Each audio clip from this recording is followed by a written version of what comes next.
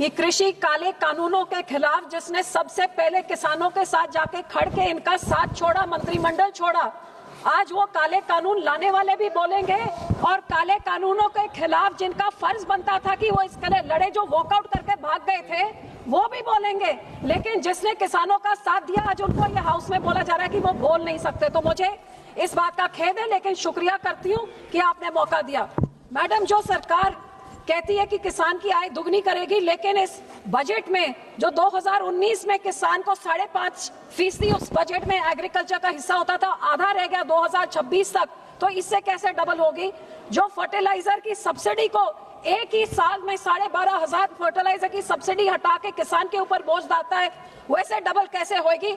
और जिस राज्य ने पिछले 70 साल से इस देश का पेट भरने का सबसे पहला काम किया है, ग्रीन रेवोल्यूशन लाके, उस राज्य के किसानों के उनका किसान सम्मान निधि को आप 50% खत्म कर देंगे, तो फिर आप बताइए कि वो राज्य तो आ गई, वहां के 80%, 90% किसान कर्जे के नीचे दबे हुए हैं, तो वो किसान कहाँ जाए?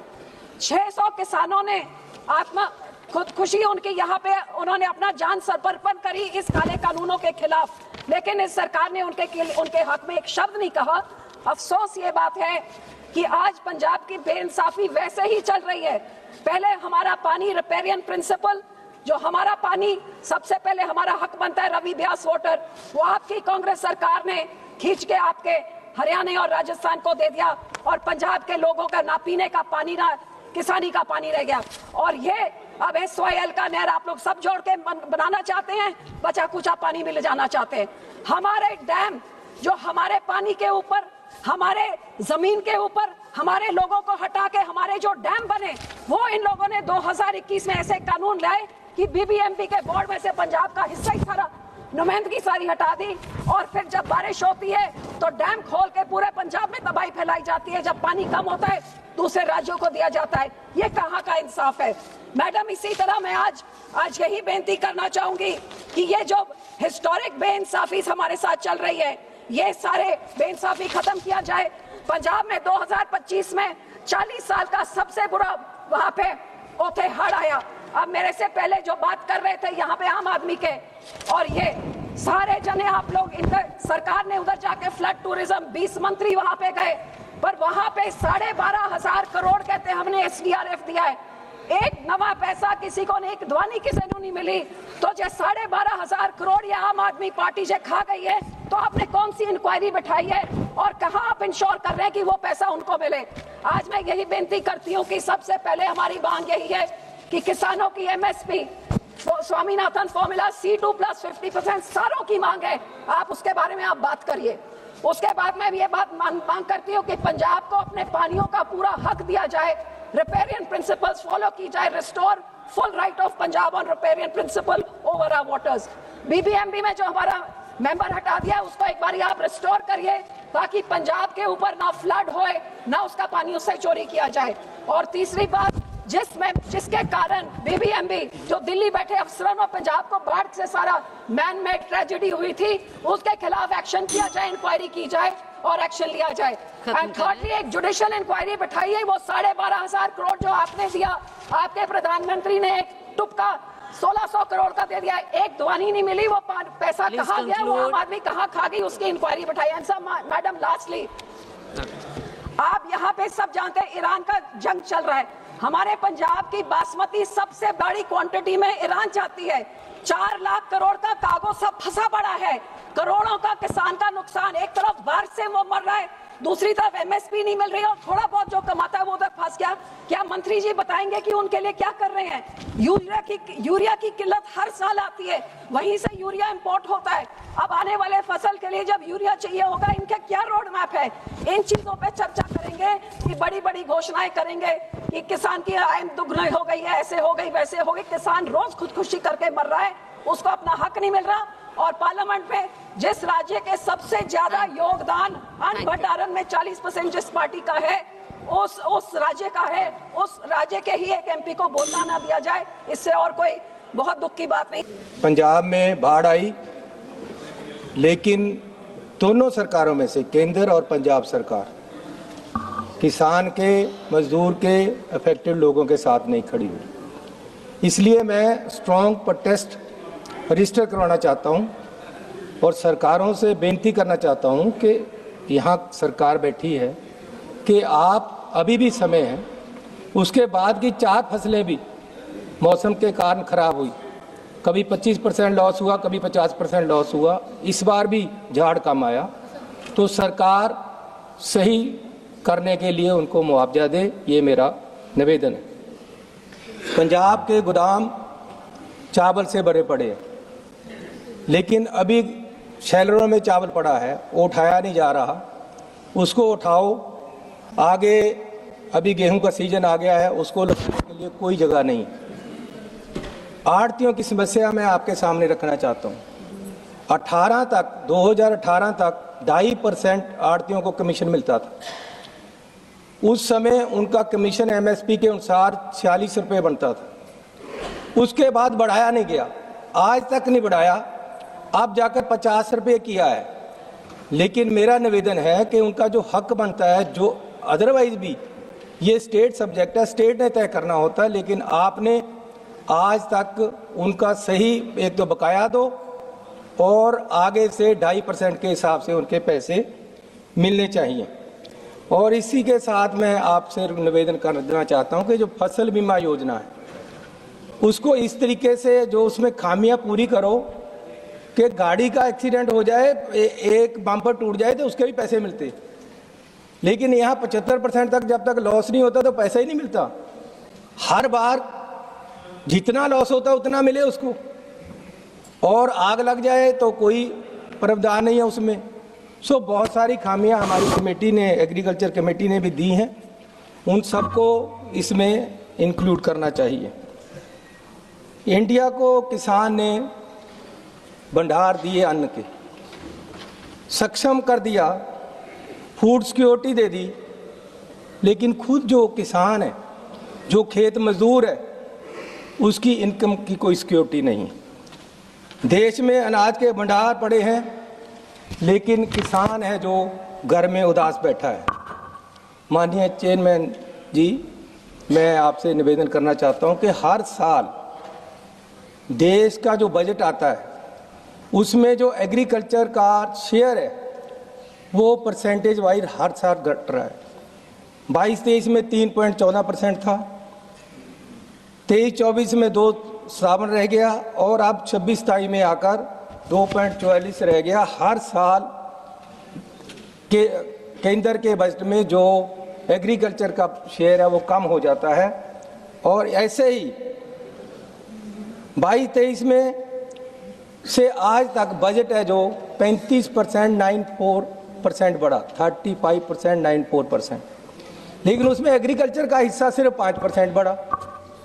इसलिए मैं निवेदन करना चाहता हूं कि सरकार को आपत्ति क्या है किसानों से, सरकार को किसानों से बैर क्या है। ऐसे लगता है जैसे आप किसानों के खिलाफ जहर खा के बैठते हो और कोई काम सरकार का पूरा नहीं करना चाहिए। हर बात किसानों के खिलाफ होती है। आपने 3 काले कानून दिए, किसानों के खिलाफ दिए, एजिटेशन हुआ, वापस लेने पड़े। अब आपने ट्रेड एक एग्रीमेंट कर लिया अमेरिका के साथ, उसमें बिल्कुल ही कुचल दोगे आप किसान को।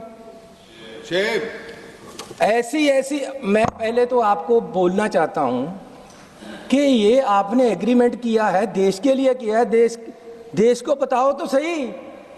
हम चुनकर आए हैं, हमें कब बताओगे कि आपने क्या एग्रीमेंट किया है? हमें अमेरिका बता रहा है, हमें अमेरिका बता रहा है, हमें नहीं, सारी दुनिया को बता रहा है कि हमारा एग्रीमेंट हुआ है, और आप बता नहीं रहे हो क्या हुआ है। अमेरिका के ट्वीट आते हैं कि जी 18% अगर हम भेजेंगे माल तो वो 18% लगाएंगे, अगर वो भेजोगे तो हम कोई नहीं लगाएंगे। क्या आपत्ति है आपको? आपको प्रेशर क्या है? आप देश को बेचने लगे हो, देश को उनके हवाले कर दिया है और किसान के पेट में लात मार रहे हो। इसलिए मैं आपके कहना चाहता हूं कि अगर ये ट्रेड डील हुई तो किसान बैठ जाएगा, किसान नहीं बैठेगा, देश की अर्थव्यवस्था बैठ जाएगी। मैं आपको रिक्वेस्ट करना चाहता हूं कि मेरा एक निवेदन है कि किसान के साथ साथ आपका जो डिपार्टमेंट है इसमें लेबर है जो उसका भी आपको मैंडेट होना चाहिए ताकि उनको भी कुछ मिले। उनकी भी व्यवस्था के लिए आप स्कीम लेकर आओ, उनका भी अगर दूसरा कर्जा माफ होता है तो उनका भी हो, उनकी वेलफेयर भी हो। आर्टिकल 43 भी कहता है कि एग्रीकल्चर इनकम, एग्रीकल्चर लेबर के लिए व्यवस्थाएं की जाएं, कानून बनाए जाएं, लेकिन नहीं बन रहे। सो मेरी रिक्वेस्ट है कि आपके मैंडेट में वो भी होना चाहिए। और एससी सब प्लान में जो पैसा आता है, जो ट्राइबल सब प्लान में पैसा आता है, एक तो हर साल कम हो रहा है और ऊपर से आप बचा देते हो 35%, 40%, जो खर्च ही नहीं होता। तो कोई ऐसा हो कानून लेकर आओ कि एक जो आपने पैसा रख दिया वो जरूरी खर्चा किया जाए, दूसरा पैसा खर्च हो जाता है, जो ऐसी सब प्लान में होता है वो खर्च नहीं होता। मैं आपसे बेनती करना चाहता हूं कि आज एमएसपी की बात है, आपने वायदा किया था कि जी आप एजिटेशन से उठ जाओ, हम कमेटी बनाकर ये निश्चित करेंगे कि आपको एमएस की लीगल गारंटी मिले, लेकिन आज तक कोई उसकी रिपोर्ट ही नहीं आई। कब दोगे एमएसपी? बाहर से ट्रेड डील कर रहे हो, उनका जो किसान है उसके पास इतनी सब्सिडीज हैं, उसको सरकार इतनी सपोर्ट देती है और आप हमारे किसान को उसके सामने निहत्था खड़ा कर रहे हो, जिसके पास ना एमएसपी की गारंटी है ना उसके कर्जे की माफ़ी है। एक मैं रैली में माननीय प्रधानमंत्री जी का भाषण सुन रहा था चुनाव से पहले, वो कह रहे हैं कि किसान भाइयों बीजेपी की सरकार आएगी, सबसे पहला काम ये होगा कि आपके कर्जे पे वो खत्म कर दिया जाएगा पहली ही मीटिंग में, और ये मेरी जिम्मेवारी होगी। मैं पूछना चाहता हूं प्रधानमंत्री जी, 12 साल में जिम्मेवारी याद ही नहीं आई? कब याद करोगे कि आपने वादा किया था किसानों से? कब याद करोगे कि आपने खेत मजदूर से वादा किया था? कब याद करोगे कि किसानों को वहां उठाने के समय आपने वादा किया था कि एमएसपी लीगल गारंटी होगी? लेकिन आपको ये वादे याद नहीं आते। मैं आपसे निवेदन करना चाहता हूं कि जो स्मॉल और मीडियम किसान हैं, उनके घर भी उतनी गरीबी है, वो भी गरीबी में जी रहा है। उसके बच्चे की पढ़ाई का उसको होता है कि मैं कहाँ पढ़ाऊँ, कैसे पढ़ाऊँ, पैसे नहीं। तो मेरा सरकार से निवेदन है कि जो स्मॉल और मीडियम क्लास के किसान हैं, उनके बच्चों के लिए एक नेशनल स्कॉलरशिप स्कीम शुरू की जाए ताकि उनके बच्चे भी अच्छे कॉलेजों में पढ़ सकें, अच्छे स्कूलों में पढ़ सकें, उनकी भी बच्चे आगे आ सके। मैंने पंजाब का एक वो देखा जो अभी पीसीएस भर्ती हुए, उनमें 5% भी किसान के बच्चे नहीं। कारण क्या है कि किसान को अपनी ज़मीन बेचकर अपने बच्चे पढ़ाने पड़ते हैं, सरकार की सपोर्ट नहीं मिलती। इसलिए मेरा निवेदन है, हमारी कमेटी में हमने ये रिपोर्ट दी है एग्रीकल्चर कमेटी की तरफ से, हमारे मेंबरों का धन्यवाद कि उन किसानों के बच्चों को भी पढ़ाया जाए जो अपने बच्चों को नहीं पढ़ा सकता। इसलिए मैं आपसे आगे निवेदन करना चाहता हूं कि जहां एमएसपी की बात है, वहां कर्जे की बात है, एक किसानों के पास और पंगा पड़ गया। जितने नेशनल हाईवे पंजाब में निकल रहे और कहीं और, वो 15 फुट ऊंचे जा रहे हैं। किसान की जमीन को दोनों तरफ से बांट दिया जाता है, ना सही रास्ते निकलते, ना उसको इधर से उधर जा सकते, ना पानी जा सकता, जैसे चाइना वाल हो जाती ऐसे बना देते। उसको बराबर क्यों नहीं लेकर आते? दूसरा मैं आपसे निवेदन करना चाहता हूं कि भाजी अभी तो मैं शुरू ही हुआ था, तो चलो मैं इसको खत्म करते हुए यही कहूँगा कि किसान देश का अन्नदाता है। किसान ने आपको अन्न के भंडार दिए हैं, अगर किसानी डूबेगी तो देश डूब जाएगा। देश की अर्थव्यवस्था हिल जाएगी। आपने जो ट्रेड डील की है उसको सार्वजनिक करो, सबको बताओ क्या किया है, पार्लियामेंट में रखो और देश को पता चले कि आपने दबाव में आकर क्या क्या उनके हितों को बेच दिया है। धन्यवाद। अच्छी बात है कि रेल के लिए 2 दिन और कृषि प्रधान जो देश है वहां एग्रीकल्चर पे चर्चा के लिए सिर्फ 4 घंटे। इससे पता चलता है कि सरकार किसान और मजदूर के लिए क्या सोचती है, कितना इनके लिए इंपॉर्टेंट है। अध्यक्ष जी, मैं पंजाब से आता हूं और हमारे लिए किसानी सबसे इंपॉर्टेंट है। और जब आप एग्रीकल्चर का बजट देखें तो उसमें असम का नाम है, तेलंगाना का नाम है, उड़ीसा का नाम है, तमिलनाडु का नाम है, कर्नाटका का नाम है, नॉर्थ ईस्टर्न स्टेट्स का नाम है। हमें इससे कोई दिक्कत नहीं है, लेकिन पंजाब का इसमें नाम तक नहीं लिया गया। आप किसी भी लेमैन से, किसी भी सड़क चलते से आप पूछेंगे ना कि देश में ऐसे 5 प्रदेश जो एग्रीकल्चर में काम कर रहे हैं उनका नाम बताएं, सबसे पहले कोई लेमैन भी पंजाब का नाम लेगा। और केंद्र सरकार पंजाब का पिछले 13 सालों से, जब से बीजेपी सत्ता में आई है, आप कहीं नाम भी नहीं लेते। समझ नहीं आ रहा कि इतनी नफरत किस वजह से। और पंजाब वो प्रदेश है जिसकी जो हमारा क्षेत्रफल है वो मात्र 1.5% है। और मंत्री जी 1.5% के बावजूद हम 18% गेहूं में कंट्रीब्यूट कर रहे हैं और 12% चावल में कंट्रीब्यूट कर रहे हैं। और इसके बदले में हमने अपना पानी बर्बाद कर लिया, हमने अपनी धरती बर्बाद कर ली, क्योंकि केमिकल्स का, फर्टिलाइजर का जो यूज हो रहा है इस देश का पेट भरने के लिए, उससे जो रिसेंटली रिपोर्ट आई है ministry of health and family welfare के अनुसार, पंजाब में अध्यक्ष जी रोज 68 मौतें कैंसर की वजह से हो रही हैं। और इसका बड़ा कारण जो केमिकल फर्टिलाइजर की यूज ग्रीन रेवोल्यूशन के लिए हम वहां लेके आए, उसी की वजह से। और इसे कंपनसेट करने के लिए देश की सरकार क्या कर रही है? आपने कहा जी कि हम किसानों की आमदन 2 गुना कर देंगे। पंजाब के देश के किसानों के साथ आपने लिखित में वादा किया कि आपको एमएसपी की गारंटी देंगे और कहीं जिक्र तक नहीं करते। और मेरी सरकार से, मंत्री जी से निवेदन है कि हमें इस चक्रव्यूह जो गेहूं और चावल का है, पंजाब के लोगों के लिए, उनकी सेहत के लिए चक्रव्यूह से निकालें और डिवर्सिफिकेशन के लिए पंजाब को स्पेशल पैकेज दिया जाए।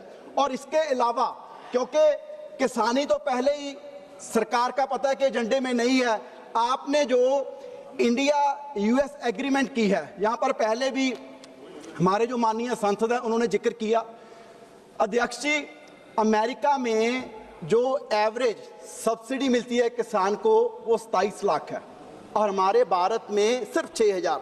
क्या आपको लगता है कि 6,000 वाला 27 लाख वाले से कम्पीट कर पाएगा? एग्रीकल्चर एक ऐसा फील्ड था जिसको हर सरकार ने, कांग्रेस रही हो, गठबंधन की रही हो, जैसे पहले अटल जी की सरकार रही हो, हर सरकार ने उसे प्रोटेक्ट करके रखा। लेकिन इस सरकार की पता नहीं क्या मजबूरी है, आपने एग्रीकल्चर भी नहीं छोड़ा। और इस पे मुझे समझ नहीं आ रहा कि इन समझौतों से सरकार को फायदा क्या हो रहा है। हमारे ना जैसे पंजाबी में कह रहते हैं कि जी चलो खर्चता हो गया, टौर बन गई, कि लड़के की बड़ी शादी कर ली, बड़ा मकान बना लिया, कि चलो पैसे तो लग गए लेकिन इज्जत बन गई।